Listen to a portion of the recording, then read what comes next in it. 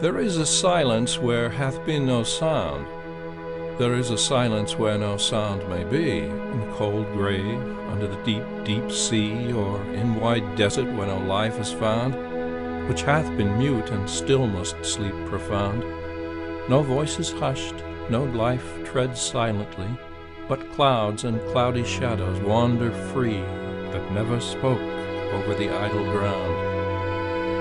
But in green ruins, in the desolate walls of antique palaces where man hath been, though the dun fox or wild hyena calls, and owls that flit continually between shriek to the echo, and the low winds moan, there the true silence is, self-conscious and alone.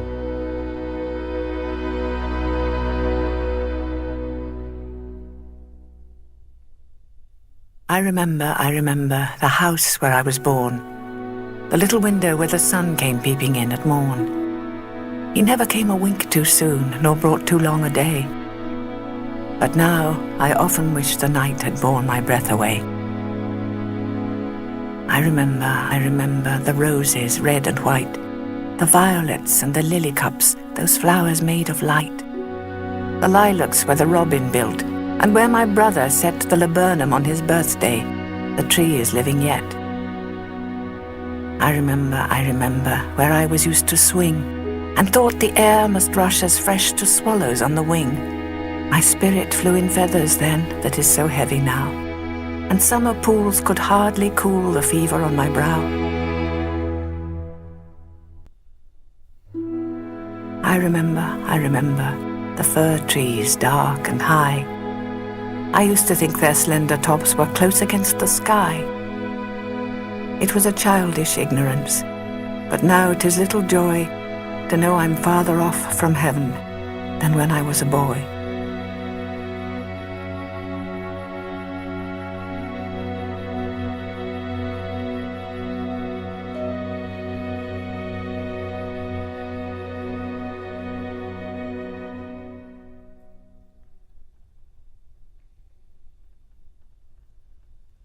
One more unfortunate, weary of breath, rashly importunate, gone to her death.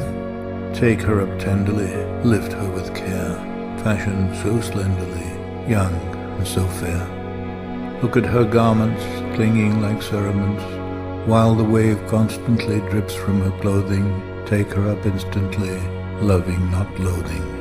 Touch her not scornfully, think of her mournfully, gently and humanly. Not of the stains of her, all that remains of her now is pure womanly. Make no deep scrutiny into her mutiny, rash and undutiful past all dishonour. Death has left on her only the beautiful.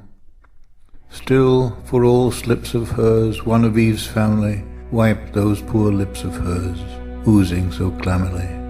Loop up her tresses, escaped from the comb, her fair auburn tresses, while wonderment guesses where was her home. Who was her father? Who was her mother? Had she a sister? Had she a brother? Or was there a dearer one, still and a nearer one, yet than all other? Alas for the rarity of Christian charity under the sun. Oh, it was pitiful, near a whole citiful home had she none. Sisterly, brotherly, fatherly, motherly, feelings had changed. Love by harsh evidence thrown from its eminence, even God's providence seeming estranged. When the lamps quiver so far in the river, with many a light from window and casement, from garret to basement she stood with amazement, houseless by night. The bleak wind of March made her tremble and shiver, but not the dark arch or the black flowing river.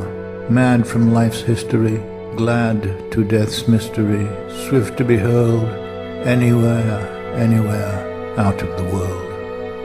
In she plunged boldly, no matter how coldly the rough river ran. Over the brink of it, picture it, think of it, dissolute man. Lave in it, drink of it, then if you can. Take her up tenderly, lift her with care, fashioned so slenderly, young and so fair.